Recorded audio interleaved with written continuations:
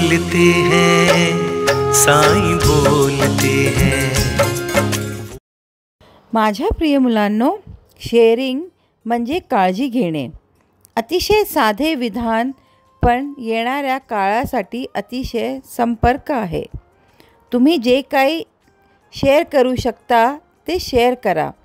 अन्न, पाणी, चांगले कंपन, सौम्य स्मित, ज्ञान या विश्वासाला कळू द्या की तुम्ही विपुल आहात आणि प्राप्तकर्त्याला कळू द्या की त्यांची देवी पद्धतीने काळजी घेतली जात आहे.